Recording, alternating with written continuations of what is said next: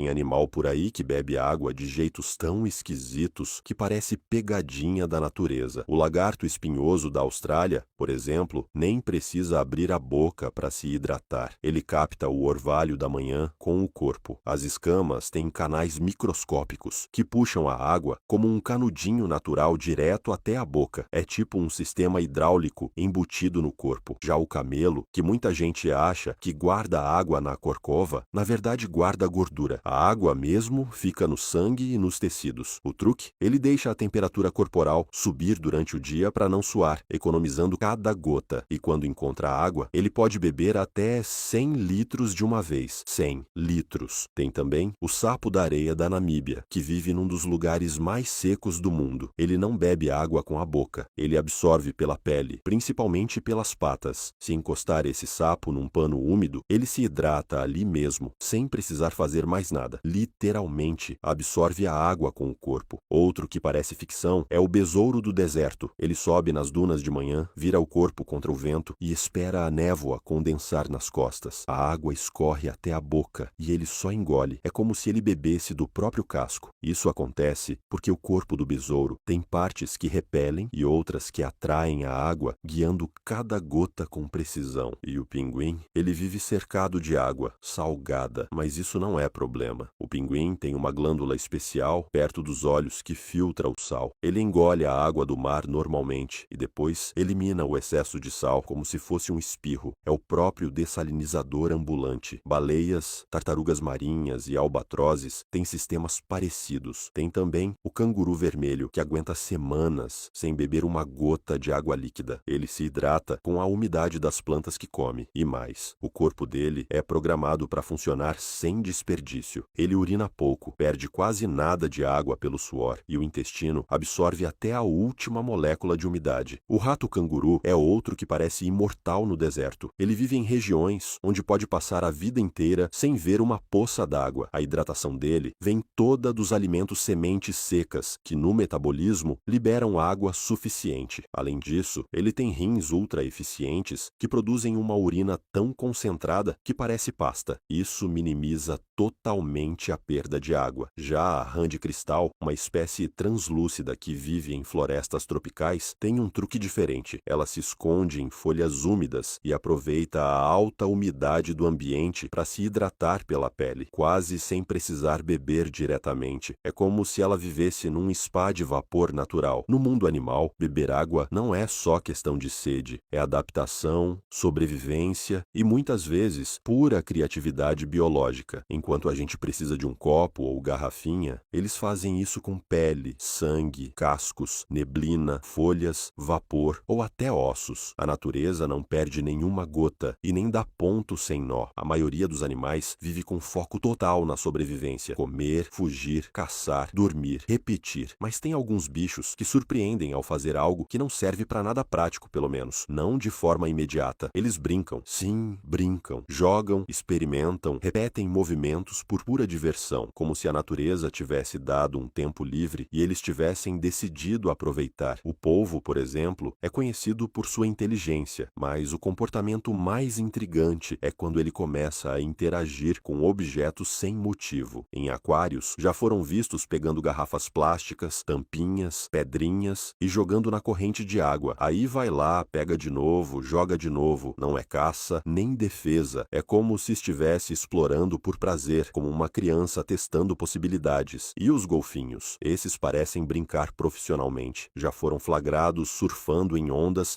sem nenhum objetivo prático. Eles nadam até a onda, pegam carona, deslizam, saem e voltam para fazer de novo. Isso não ajuda a caçar, não economiza energia, não tem recompensa, é só porque eles curtem. E mais, já foram observados fazendo argolas de bolhas com o sopro e brincando de passar a bolha de um para o outro. Um brinquedo criado do zero só pela graça. Os corvos, então, são um espetáculo à parte. Já viraram casos de estudo pela capacidade de resolver problemas complexos. Mas tem vídeo de corvo pegando uma tampinha plástica, subindo em telhados e escorregando com ela, como se estivesse de skate. Depois ele volta, pega a tampinha e repete. E de novo, e de novo. E isso acontece em várias regiões do mundo. Eles também brincam de esconder coisas, de imitar sons e até de irritar outros animais, só só para ver a reação. As lontras são especialistas nisso. São conhecidas por brincarem com pedras como se fossem brinquedos. Pegam, jogam no ar, giram, trocam de pata. Algumas têm uma pedra preferida que carregam com elas por muito tempo. E elas não fazem isso só em momentos específicos. Elas brincam entre uma tarefa e outra, como se fosse parte da rotina. E não para por aí. Papagaios e outras aves inteligentes também inventam jogos. Tem papagaio que empurra objetos de mesa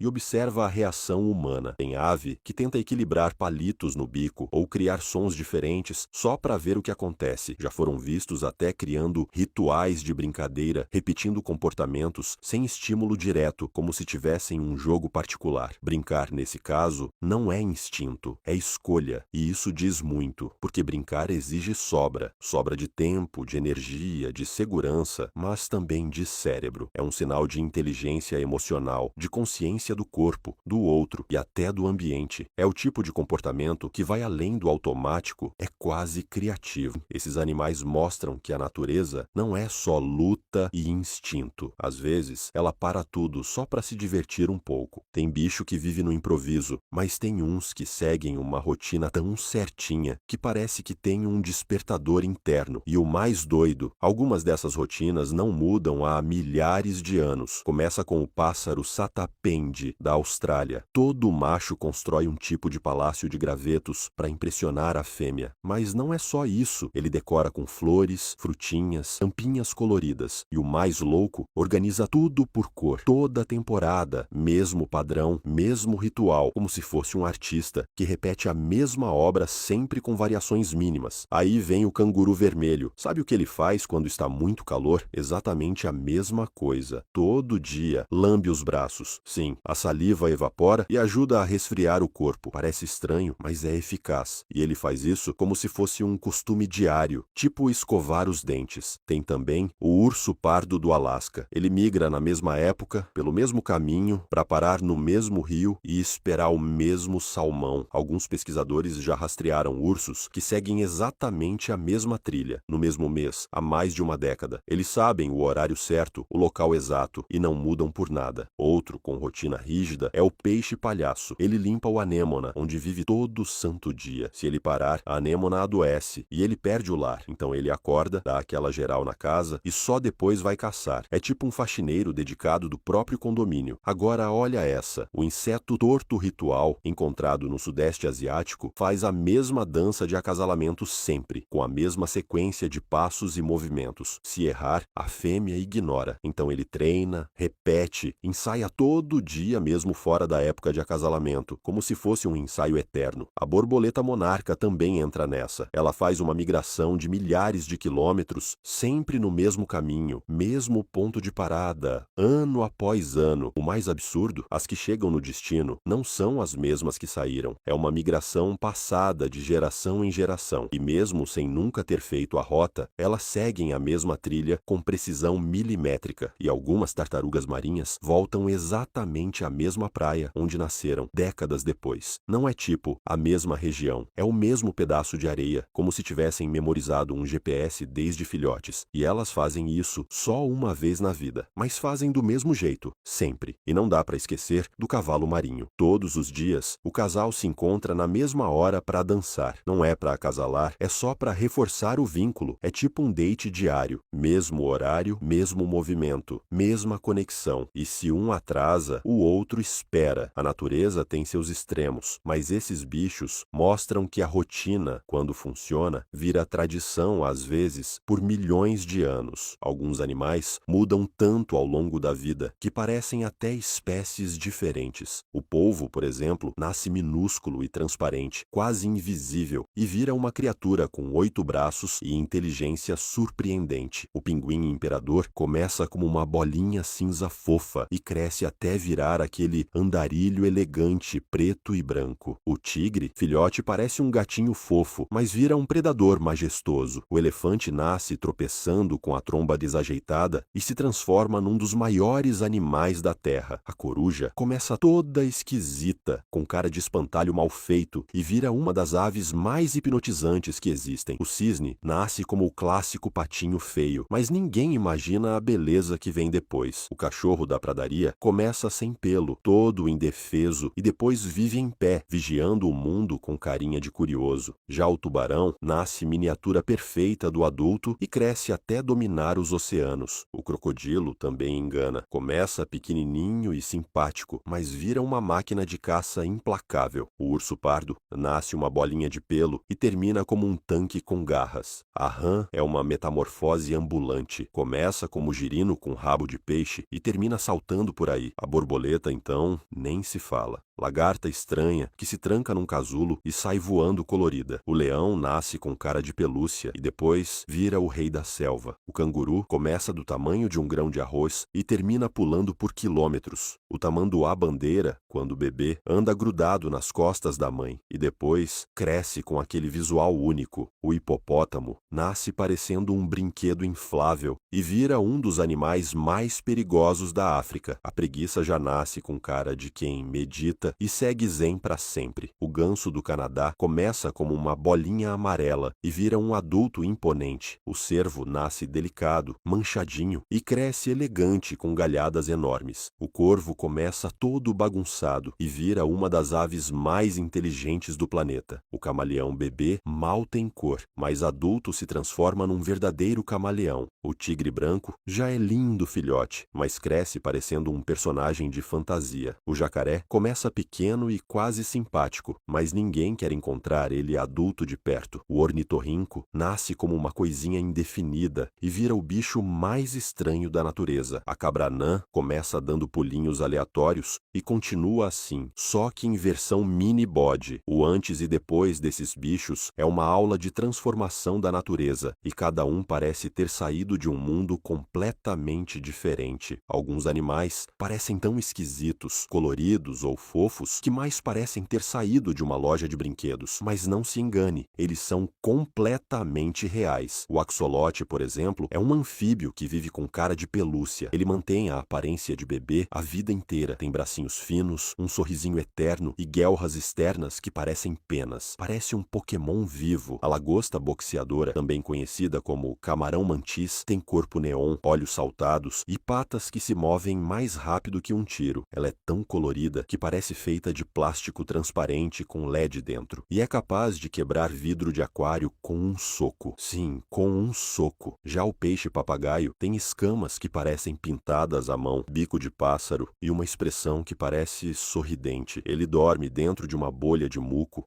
que produz sozinho, como se criasse seu próprio saquinho de dormir. Parece um boneco de feira. Agora olha a rã pelúcia. Sim, tem uma rã que parece feita de feltro. É o nome popular da rã do deserto da Namíbia, que é toda arredondada, tem olhos grandes e patas curtas. Quando ameaçada, ela solta um som agudo que mais parece um brinquedo de borracha sendo espremido. A lagarta poodle também entra fácil nessa lista. Ela é branca, fofa e peluda, como se fosse um algodão com patas. Mas cuidado, esse poodle pode conter toxinas. Tem ainda a tartaruga alienígena, conhecida como mata-matá. Ela tem casco achatado, pescoço comprido e uma cara que parece ter sido esculpida por um artista de stop motion. Parece um dinossauro de brinquedo abandonado. O peixe-bolha também não pode faltar. A aparência dele, fora d'água, é gelatinosa, com cara de tristeza profunda. E por mais que pareça fake, ele existe, só que vive em profundidades absurdas. Aquele aspecto derretido é efeito da pressão. Agora pensa numa borboleta transparente. Existe. É a borboleta de asas de vidro. As asas são tão translúcidas que dá para ver o que está por trás dela enquanto voa. Parece uma peça de acrílico flutuando. E tem o polvo-dumbo, um dos bichos mais desenho animado que a natureza já fez. Ele vive nas profundezas, tem corpo arredondado e nadadeiras que parecem orelhas de elefante. Flutua lentamente como se estivesse dançando no escuro. A impressão é que todos esses animais foram criados por algum designer maluco de brinquedos. Mas não, são obras-primas da natureza e, por mais inacreditáveis que pareçam, são 100% reais. Tem ovo que parece parece pedra, tem ovo que parece arte moderna, e tem uns que fazem a gente perguntar: isso aí é mesmo de um bicho? O do ano branco, por exemplo, parece vidro, é azul claro, quase transparente e tão delicado que dá nervoso só de olhar. Mas o mais curioso é que ele é colocado num ninho coletivo, onde várias fêmeas botam juntas, tipo um condomínio de ovos, e cada mãe ajuda a cuidar de todos. Agora olha o da raia. Ela não bota um ovo comum, ela solta uma cápsula preta, cheia de curvas, que parece uma bolsinha com chifres. Alguns chamam de bolsa de sereia, e quando você vê uma dessas na areia, parece um objeto alienígena. Ali dentro, o filhote se forma bem protegido, até estar pronto para encarar o mar. O inhambu, uma ave típica da América do Sul, põe ovos que parecem joias. A casca é tão brilhante que reflete a luz como porcelana esmaltada. Tem azul metálico, verde intenso e às vezes até tons dourados. Dá vontade de colocar numa prateleira, não num ninho. E o emu, aquele primo gigante do avestruz, os ovos dele são enormes e verde escuros. Parece uma pedra de rio pintada. Cada um pesa quase meio quilo e tem uma casca grossa para aguentar o tranco de um filhote que já nasce grandão. Mas se você quer um ovo que parece de outro planeta, olha o do tubarão cornudo. Ele bota uma cápsula em espiral que parece um parafuso marrom, e esse parafuso fica preso nas rochas submarinas para evitar que a correnteza leve embora. Dentro, o embrião se desenvolve como num casulo giratório. Agora respira fundo, porque o ovo do casuar é tão estranho quanto o próprio bicho, grande, azul vivo e com textura rugosa. Ele parece feito de couro colorido, e apesar do tamanho, quem choca é o macho. Ele cuida dos ovos sozinho, em silêncio, numa floresta densa, como se estivesse guardando um tesouro raro. E tem também o pássaro murri, que põe ovos em penhascos super inclinados. A forma do ovo, bizarra. Em vez de oval, ele é afunilado, quase cônico, e isso faz com que, se rolar, ele gire em círculos, em vez de cair ladeira abaixo. Um design natural que beira a genialidade. Ovos podem ser frágeis, mas também podem ser engenharias perfeitas. Cada um desses tem uma lógica, uma estratégia, uma história embutida, e todos mostram o quanto a natureza adora inovar mesmo nas coisas mais simples.